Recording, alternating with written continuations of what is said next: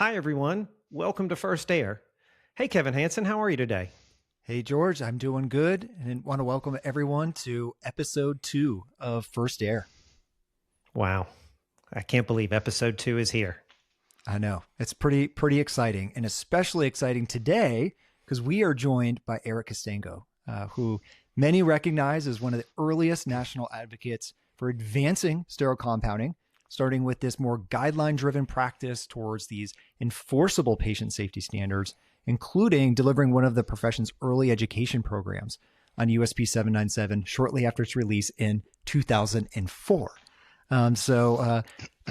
Eric, thank you so much, for joining us here. And yes, thank you, Eric. So excited to dive in and to learn more about you. But before we go through all of these questions here, there might be some of our audience members who may not know you. Now, there may not be many. I right. Will post that. God bless them. God bless them. But could you give maybe a brief journey of your career in compounding and why many, would consider you as what we'll call you the patriarch of pharmacy compounding?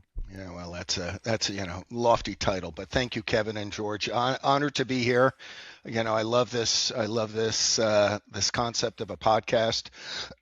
Back before the pandemic, pre-pandemic, I had people telling me, "Oh, you should get into podcasting." And being the old guy, I was like, I don't know, podcasting is not my thing, but it's great. I love what you guys are doing. Certainly, the way that people digest media these days and get their information is very different than it was before the pandemic. And I think that's a pretty bright line that we can talk about. But, I'm the best way I've described myself is I'm a dopey pharmacist who just had a passion for compounding and got exposed as a student up in Boston. I was going to Mass College of Pharmacy and I got a job at the Brigham and Women's Hospital.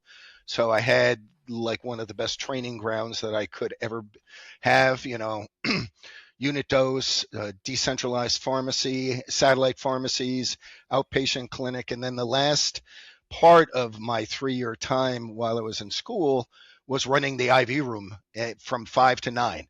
And the senior pharmacist, as a kind of approaching graduate pharmacist, used to let me run the IV room by myself.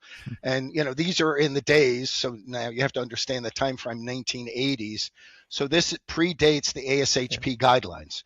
So our understanding of sterile gloves, sterile gowns, washing my hands, but, I was making drugs with no PPE, but everything was being used within 12 to 24 hours. And I think that's the major difference and why a standard such as 797 is so important, because with the advent of home infusion and now the longer dating and everybody wants the greatest BUD, we need those better quality systems. So I started there.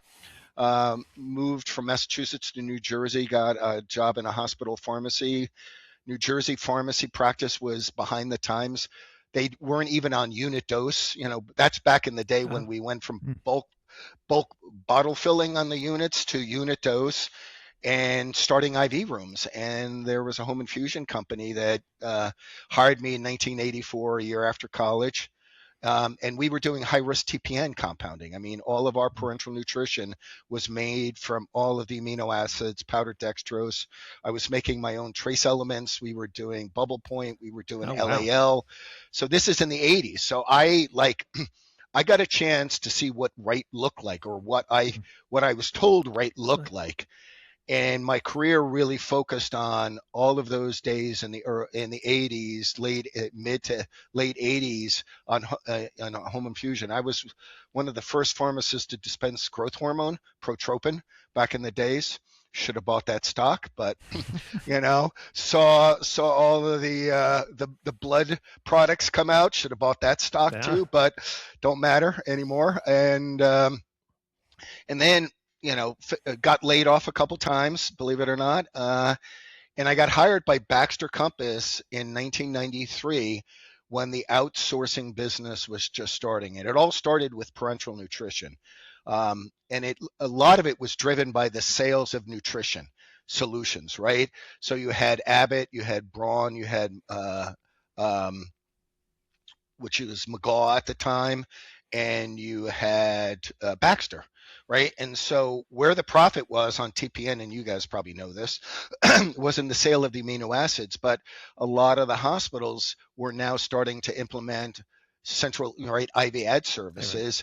Right. And one of the things that took a lot of time and required technology was parenteral nutrition, especially, macro, micro ingredients, multi-ingredient, great risk for errors.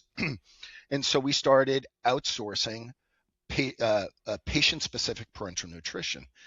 And that's, I thought I was a really good pharmacist up until 1993, right? I had been at the pinnacle, was doing high-risk compounding. I was making 300, 400, 500 liters of TPN a day, 4 days a week for years. Never had a patient infection, never had a hospitalization, never had a patient death associated with anything that we made. So it was great. And again, we don't want to use the patient as the human crucible to say how good are our parenteral nutrition solutions. But when I got to Baxter and they had the GMP system, I realized how much I didn't know. And that's really what humbled me, George and Kevin, is I realized that what we were doing in pharmacy practice was not enough. And similar to what you guys are advocating now, going beyond the standard, as you both know, the standard is the minimum. It's the basement. You're the C student of pharmacy if you can meet the chapter, and there's so much more above it. Mm-hmm. And that's how I kind of got exposed and did that for a few years, aced that, got bored, got hired away, got laid off. And then in 1999, when I was the vice president of pharmacy services for Quorum Healthcare, we had like 80 branches, and I had a VP of nursing, Kate Douglas, that I worked with for a lot of years, great person. I decided to start Clinical IQ. And I can remember one of the things that someone said, so what's the goal of your company? And, you have those BHAGs, big, hairy, audacious goals. Yep. So my BHAG was to fundamentally change the practice of sterile compounding in the United States. Yeah. That was my 1999 goal, which was pretty arrogant if you think about it. But I succeeded. But well, you succeeded. Well, you know what, George? I think I was. As you know, I'm a very passionate, I'm a very loud, it's all about the patient. And in a couple big patient events that happened during my home infusion, time that I shared with you in my email about that patient dying, on orders that I really should have stopped and put my foot down. It really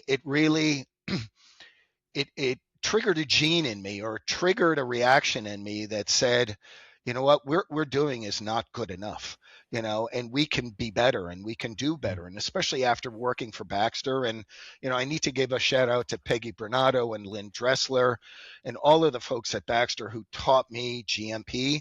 And that's where I got that passion that I just started carrying that forward in my consulting. And then, how did we get here?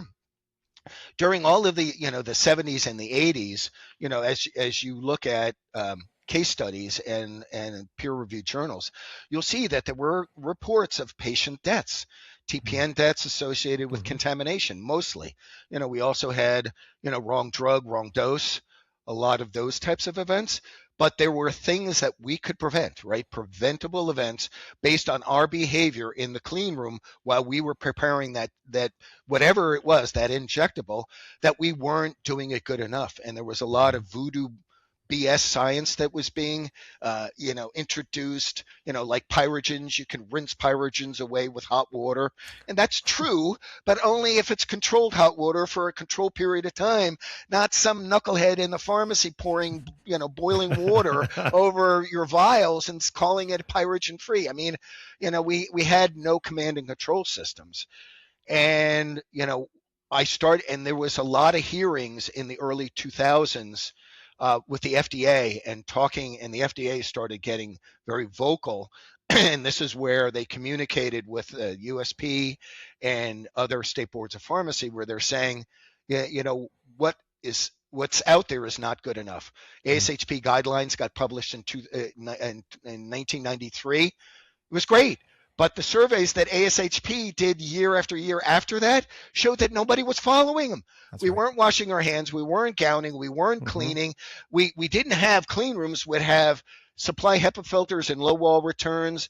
We had wood paneling. We had indoor outdoor carpeting. We had hoods with mold growing. I mean, it was just horrific. And, one of the things I want to recommend to your readers, and I think, if you can share that IJPC article that Lloyd Allen and rest his soul, but David Newton and Larry Trissell, rest his soul, published about how did we get here? What was the genesis of the first iteration of the chapter that was published in January of 2004? Because if we don't understand how we got here, and we got here because of patient harm and patient death, and that what we were doing wasn't stopping that, and we needed to up our standards. And that's when, people hate change. And one thing led to another, and I was honored to be elected to the USP committee in 2005. Served one full cycle, got reelected as the chairman of the chairman of the subcommittee of 797. I left the committee in 2013 because I was ruffling feathers and I was pushing the boundaries, much to where the final chapter in 23 ended. I wanted that stuff in 10 years earlier. The things that you guys were successful in getting into the current chapter, I was advocating earlier, and I was really pissing a lot of people off. And then there was a whole brouhaha. I was getting involved in expert witness stuff, boards of pharmacy action against compounders. I was working with the state boards of pharmacy. Other members of the committee were working with the compounders. They lost in court. They got pissed off. They complained to USP leadership. I got called into the principal's office, had the conversation, and I decided that that time I would have, I did what I could. I rolled the ball up the hill as far as I could go. I tried to brace it, and then I walked away, and then I continued all my work, and then, especially with the consulting on clinical IQ. But I'm really proud of the work that I did with Peter Cantor and Kate Douglas and the team at Critical Point, because we started a training program that started with BAXA, the BAXA Star Center. That was Jim Wagner, and I also want to give a shout out to Jim Wagner, great guy.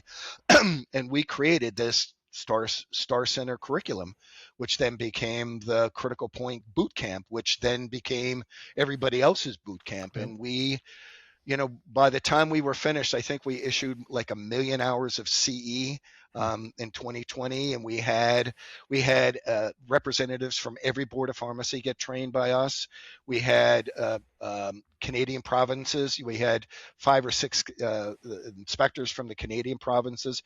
We had inspectors from 8-10 countries around the world. I got a chance to go to Australia and Japan and China and the Netherlands and Germany, and all talking about 797, because everybody was so interested in what the United States was doing and the leadership that we had. And that just became a groundswell of moving. And as you guys have been advocating, is right, going above the standard, doing above and beyond, because the standard is great, but it's not the best. Yep. Yeah, absolutely. Woo. Well, one of the things, Eric, you're not short on is passion. And yeah, for sure. Speaking for me personally, it's definitely very infectious, because what I've really appreciated about you and, following you over the years and taking some of the courses that you've outlined myself, is that you've always been, very focused on the patient. Right. And that to me is, I say we're in the healthcare business. We're not in the health hurt business. Right. Obviously the economics have to make sense for what we're doing. And there's a lot of work going on in that, but at the end of the day, it's about taking care of the patients. Always.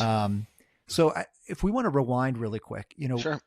Bring us back to that time period where we're getting this data from ASHP. It's basically saying no one's following these guidelines, right? We're seeing this consistent over time. Yep. It seemed to be, maybe more like a checkbox, right? And people weren't checking the boxes. Right. Was there maybe an experience in your career where you realized, hey, we don't just have this practice variation issue. We have a true patient safety problem on our hands. It's not being addressed, and dang it, I'm going to do something about it. Was there something that ticked that off for you that launched this passion and all of the great success you've had in your career?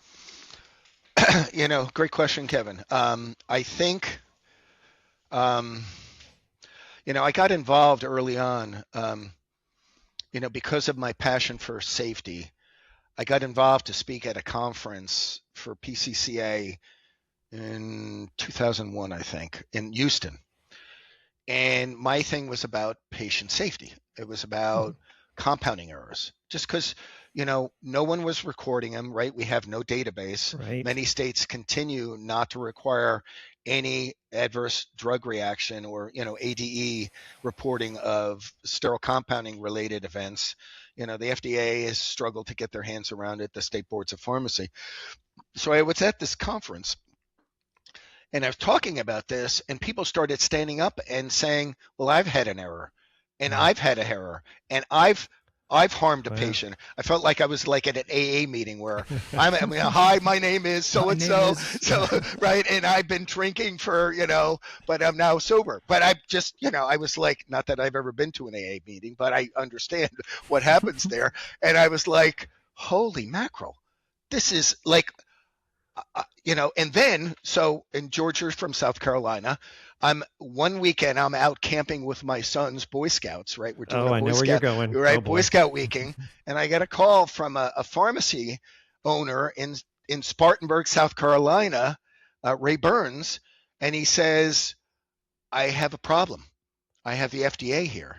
And he was the first methylprednisolone contamination event that involved fungus. And three patients that got his methylpred that he used the autoclave incorrectly died.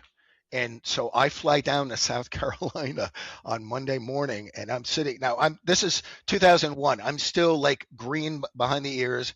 I'm still getting my sea legs and my chops on what's happening, and I'm like drinking from a fire hose, sitting in the attorney's office with the Board of Pharmacy and the FDA on the phone saying, because he wanted to open up again, and Ray was going to give me 50% ownership of his pharmacy if I flew down on Monday morning and I compounded all week and then flew home on Friday and do that for a period of time. And that's what he was negotiating to open up with the state board and the FDA. And in the end, they just shut him down. So that was my oh my God. And then Walnut Creek, another case where a California, and again, he was a community-based pharmacy, right? The community-based pharmacists getting hammered by insurance, the reimbursement's not there, the same, profitabilities and that same sterile compounding. It was great, right? We had drug shortages back in the 2000s. Sharing Plow couldn't, which is no longer in existence, couldn't keep up with their Soluspan, right? Their injectable steroids. And so a pharmacy in Walnut Creek goes ahead and does the same thing, and they killed a bunch of patients. And then on top of that, the pharmacist that was involved committed suicide because he was so distraught that he had lost his career. Not that he killed a bunch of patients, but he put a bunch of fentanyl patches on his body and killed himself because he was so distraught about losing his pharmacy license and losing his pharmacy. So it was those events, Kevin and George, that just was another trigger that said, oh my, that's it. I'm going to do something about it. And, if you look at my early days, I was the sterile compounding editor, section editor for IJPC.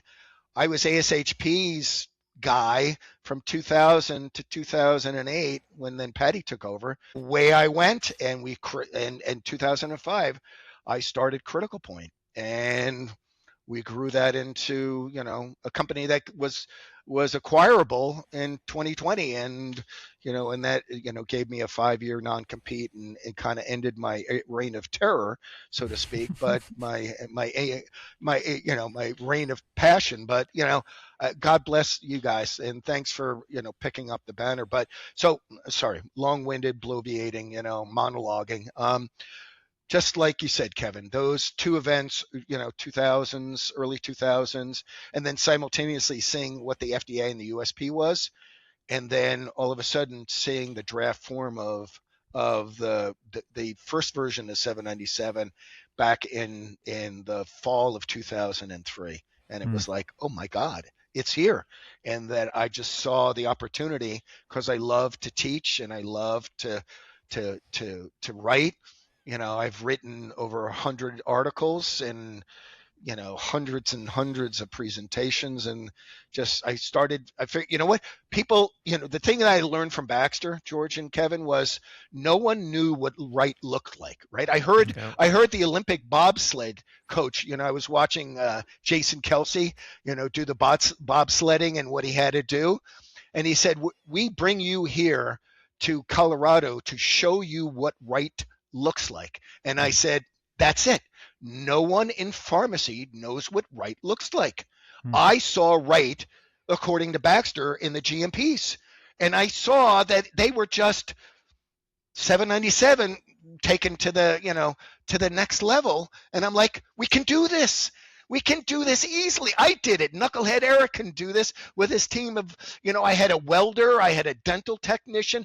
Some of my best technicians had no healthcare experience because we trained them from the beginning, and training and education and structure and SOPs. And you don't deviate. You don't blue things off. Everything was documented, single line, cross out, date and initial. Right? I saw my boss fire a branch manager over failing to write room pressures the night before. And when she left, she saw it was empty. The readings for the room pressures between the anteroom and the different ISO, the clean rooms. There was no data in that. The next morning, it was filled in, and my boss, I was sitting right next to her. She said, "Who filled these in?" She goes, and the branch manager, my colleague, the pharmacy manager, said, "I did." She goes, "That's falsification. You're fired." Just like that. Just like that. Because it wasn't an original observation. It should have been recorded today, right? It didn't say recorded today, and it said failed to there was no other note, no annotation that said that this was a observation made but failed to document, but it was just documented like it was observed. She terminated the pharmacy manager on the spot. So that's how seriously I said, well, okay, seems reasonable. That's documentation falsification. Yeah. Wow. Yeah. Well, sounds like, little old Eric Kastango from New Jersey, his first job. Oh my gosh. Still growing. You said it, you started making these national efforts, right? You really started becoming, in the early 2000s, the guy that you are now. And it really is an amazing story. Tell us about some of the resistance, though. I mean, you said over and over again, we didn't know what right looked like. Yes. And I think that's an important distinction. We finally, I think, have an idea. I mean, I still don't know that we know 100% what right looks like, right? I think GMP does it obviously better than we think. But, as we try to move the profession, right, from voluntary ASHP guidance to enforceable type of standards, State Board of Pharmacy, FDA, kind of what was that, you're so passionate. What resistance was it, and why is it so important to you? So the resistance. So the problem was because I wasn't part of the clique, of the hospital pharmacy society. They tolerated me because I had this unique passion and there was nobody else. I also want to give a shout out to Phil Schneider and Clyde Buchanan. And again, I just built off the giants before me. There are, Ken Avis. If you really want to go and look at somebody who really set the tone in the 70s, Ken Avis out of the University of Tennessee. He was a pharmaceutics instructor, and I never had the privilege of going to one of his programs. But University of Tennessee had a GMP program that I went down to for 5 days, similar to the same program I did at at Purdue for their nuclear pharmacy program. Education was also something I realized that I wanted more of because first 3 years of pharmacy school, I didn't have a freaking clue of what I was doing. GPA was in the crapper. It wasn't until I started working in a hospital pharmacy that the light bulb went on. Fourth year, fifth year, started making dean's lists, graduated with a sub 3.0, GPA, embarrassing, MBA, I can't, it was, so I had that you're not good enough kind of thing. I think because I was outside of the health system boxes, I was considered an entrepreneur, which was a dirty word, right? Simultaneously, when the chapter came out, even before I got on the committee, I worked with Pharmacy One Source, and I co-developed Simplify, which many of you have used. I know there are other software programs out there, but that was my baby, and that created the framework of how do I do this chapter, and how do I create a template, right? A blueprint for all of the things that has to happen, and I need to be responsible for. So spend a lot of time at that. Now I'm making money, right? I'm not doing this for free.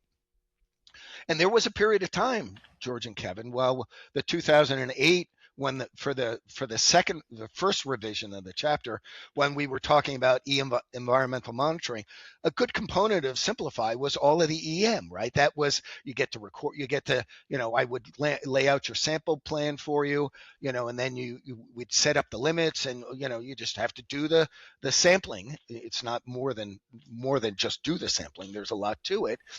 And there was discussions that we weren't going to do environmental monitoring. And here I am sitting with a software program that I co-created that I'm getting royalties on that would be useless if there was no EM.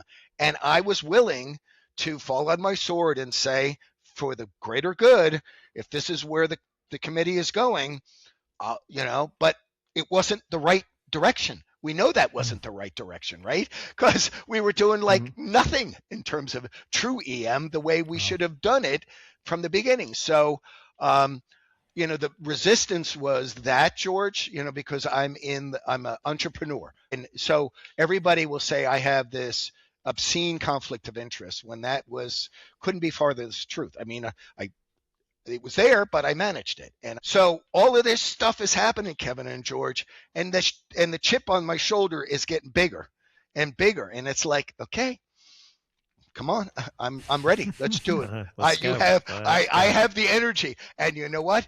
I'm on my own now. I had 1998, I earned $0. I had no money. I had 2 young kids. I had gotten laid off. I started my first company with Kate Douglas, Cognitive Design Associates, and we built a CD training ROM to be the first training program that ASHP subsequently reproduced and was sold in the early 2000s that I was an author. But, because of that, I said, you know what? I got nothing to fear. I got nothing to lose because I'll survive on my own. So I wasn't, everybody's worried about losing their job. I had nothing to worry about. I just had to keep showing up and doing the rubber chicken circuit. And every month I was doing 4 to 5 lectures. So, I have a whole host, as you guys have seen. I've shuffled a bunch of my early presentations to you to show you kind of where it all started and what the thinking was back then. But, that really galvanized me, George, and just said, I'm not going to give up on this mission. It's not, because and during all this time, more patients are being hurt because there's more events. And then that fateful time in September of 2012, when the poop hit the fan, and we all realized what happened with NECC. And I got a call from a pharmacy guy who had been following me. He calls me up and he goes, Eric, this is the moment where you shine. Yeah. And when I think about it, guys, my entire career in all my life's experiences, were all these disparate events, but it trained me for this time for that moment, right? For that moment in time, I was told, right? Somebody told me this.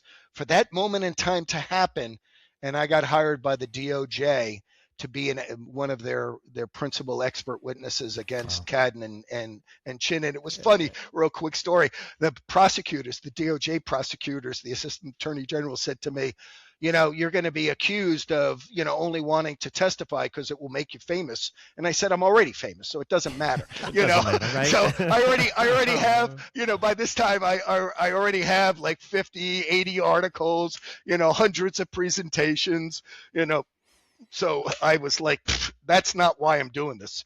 Yeah. I'm doing this because there's over 100 patients who are dead for something that was absolutely preventable. Preventable. And that in and of itself is going to be an episode on its own later in time. Don't you think, Kevin? Oh, yeah. Yeah, absolutely. Oh, man. But, yeah, go ahead, Kevin.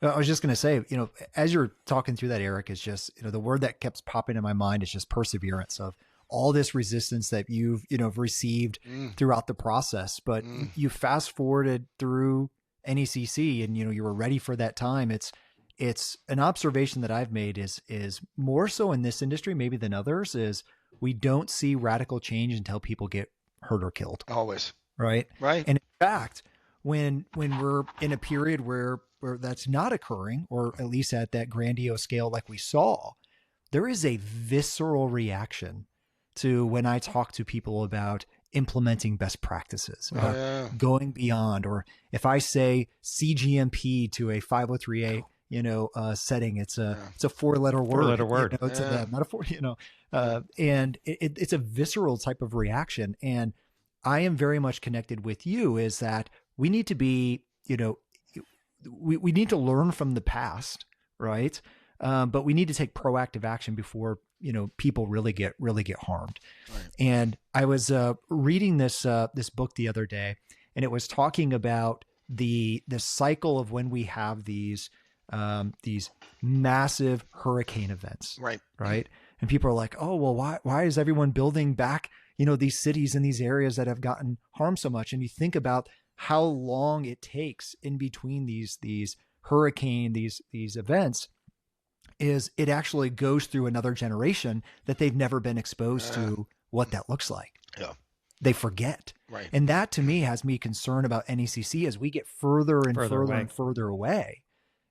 Are people going to forget about what happened? They already forgotten, Kevin.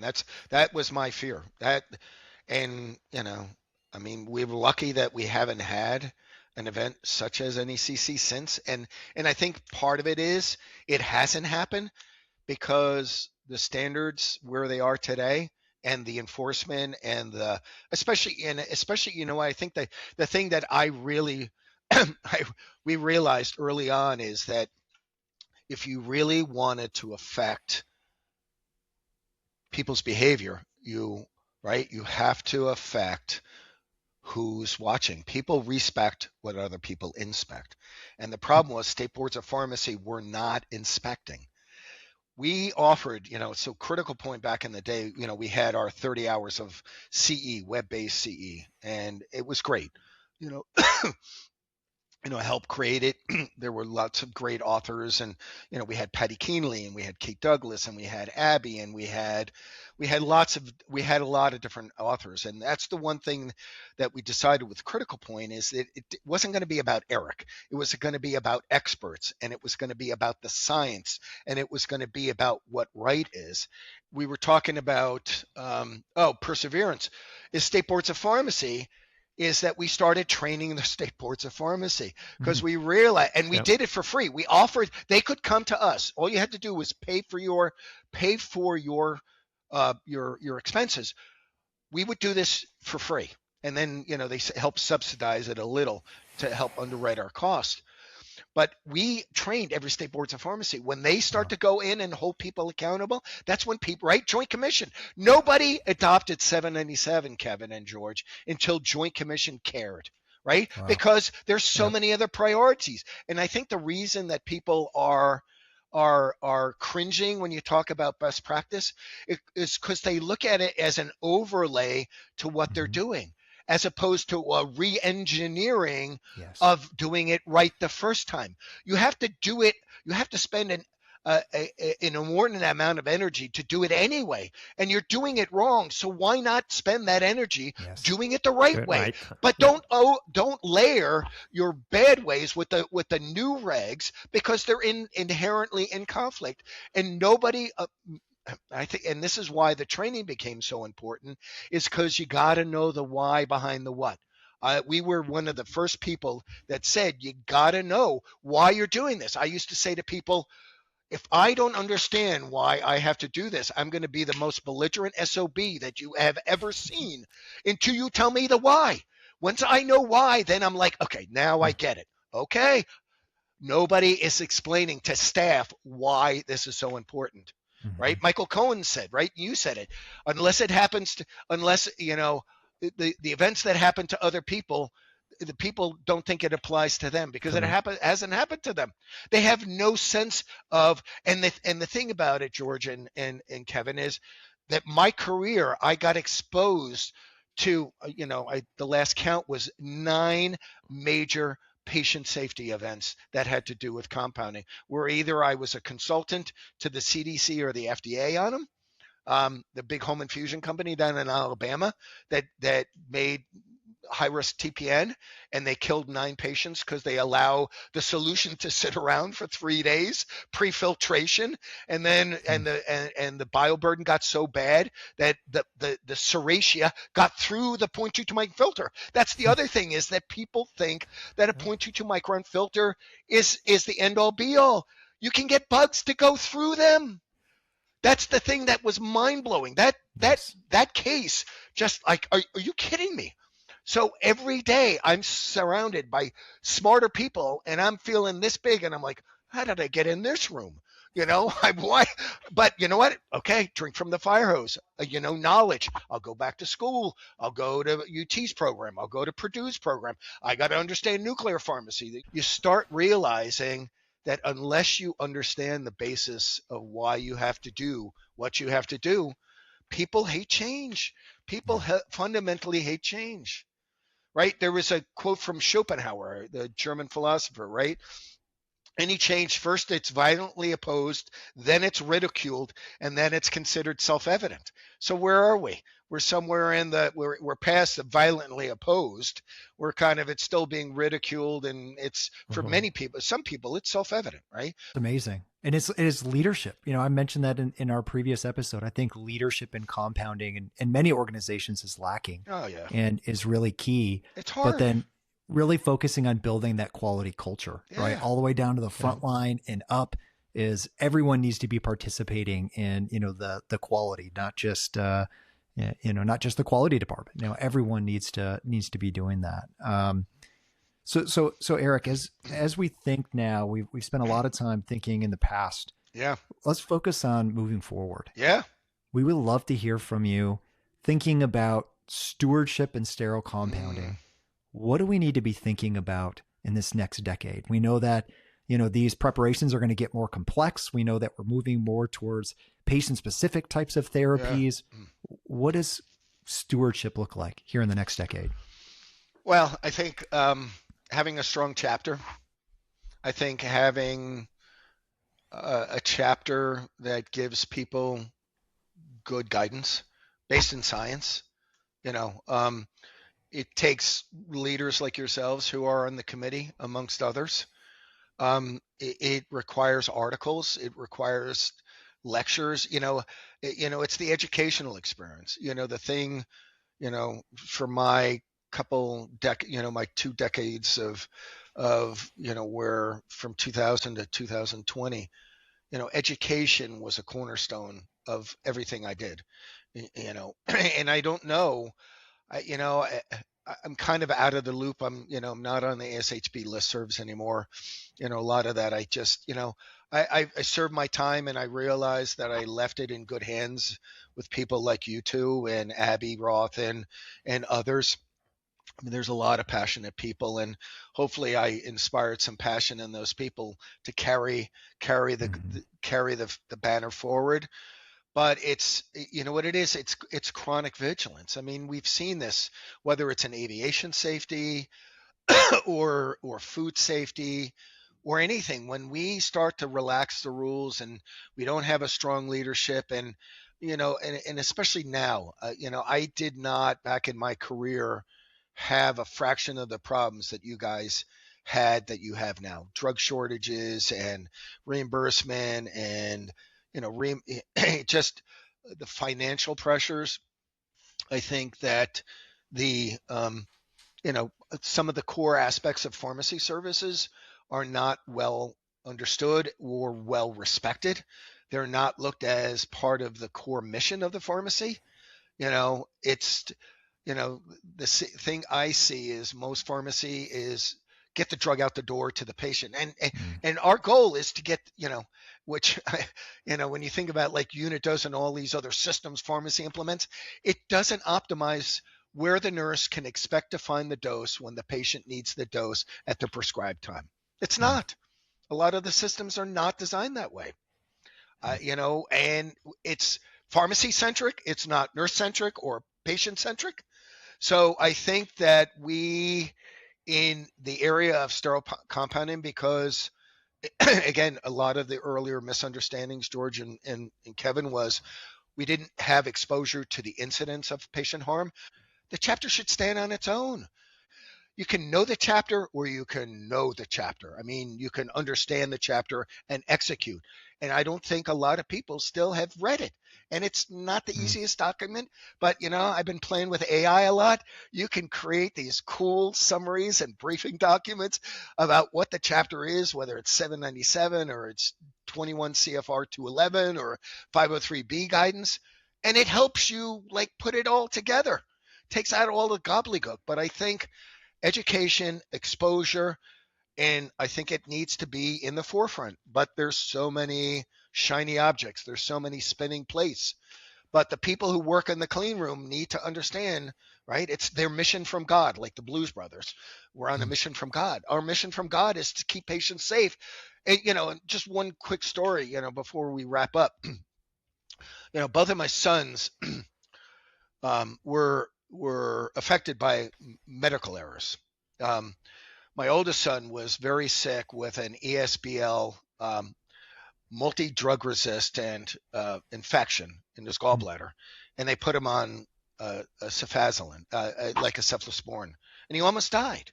And this hospital had an infectious round team, and it's like, why weren't they there to get him, especially because they had this microorganism, and he was on the wrong antibiotics and he almost died. And then my youngest son, when he was 9, so this is 2001, this is right in the time when all these other patient events.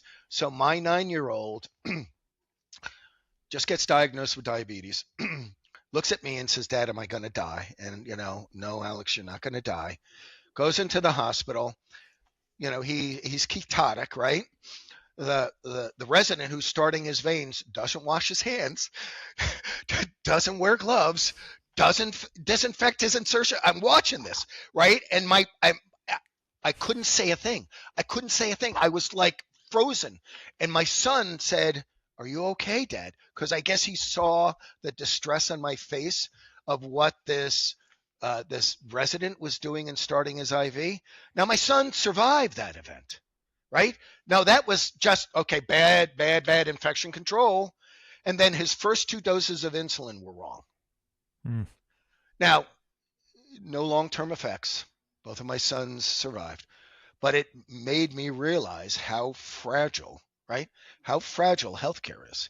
And if we can't be the eyes to make sure that that drug, that clear solution in a clear bag, in a container, that may or may not have the label on it or the proper label, we have to be the guardians of that, because once it gets out, there's no stopping it. It's not like other drugs. It's not like you can do dialysis, you can do, emesis, you can, charcoal, whatever, you push that drug in the vein, it's gone. Mm-hmm. It's gone. Yep. So if we are not the guardians, if we're not the gatekeepers of that to ensure, and I used to say, I walked into one hospital out in California years ago, and I'm watching this technician making something, and it was the worst. And I said, what is wrong with you? I said, would you infuse that in your body? Or would you give that to your grandmother or your child if they were sick? Well, no. Well, why? It's not made right. Well, why do you think it's okay to give it to somebody else's kid or loved one? What is wrong with you? Where there's no accountability. And that's the other thing, is leadership in the clean room, Kevin. Think about George. Think about this.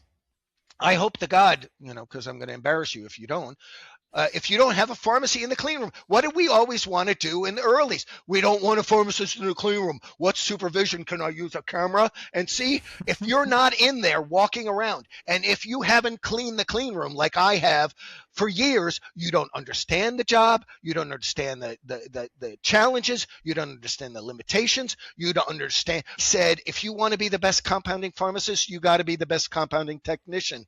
And I did everybody's job. I did everything. And I think that's what's missing, is that the people who are leading don't understand what needs to be done. So there's a lack of sensitivity and a lack of support. And until that happens, you're not going to have the success, because you're set up to fail. I used to say to my bosses, you want me to swim across the English Channel with velvet handcuffs on. You're restricting me because you're telling me I got to hit this quota, I got to do this, I got to do this, I got to do this. You have no idea what I have to do to achieve these things, and it feels like velvet handcuffs. Yeah, I think the takeaway, though, you kept saying, no and disrespect, I think you said it more than once. More than once was chronic vigilance. Really, and I think that really resonates with me, from not just looking at the here and now, but looking backward. Looking forward, we've got a lot ahead of us. We've got a lot to do. But in closing, Eric, thank you. Thank you for bringing the passion. Yeah. Thank you for bringing the love of compounding. Thank you mostly for bringing the love of patient safety, right? I mean, I think that's why we, Kevin and I and you and all of us that really want to, as you call it, get back up to the plate, to go beyond the standard. It's for the patient, right? It's about doing the right thing when no one's looking. It's those old adages. So, thank you for being here. Thank you for who you are. Thank you for being a mentor to many of us.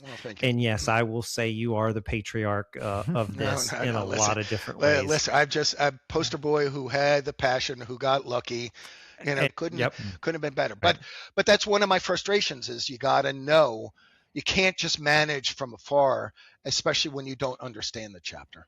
You have to live the chapter, and that's the other advantage I had, is that I did everything from chief cook to bottle washer.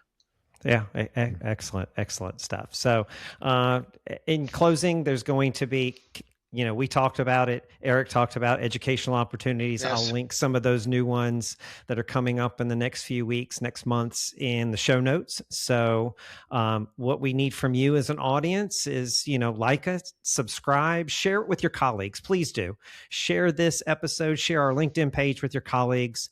Our job is here to keep you informed, to keep you inspired. And we brought the passion today, and really be here to elevate sterile compounding. So thank you, Eric. Thank you for your time. Thank you, Kevin. And Kevin, I will see you on the other side. And next episodes are coming up soon. Thank you, guys. All right. Cheers, guys. Thank you. Bye. God bless.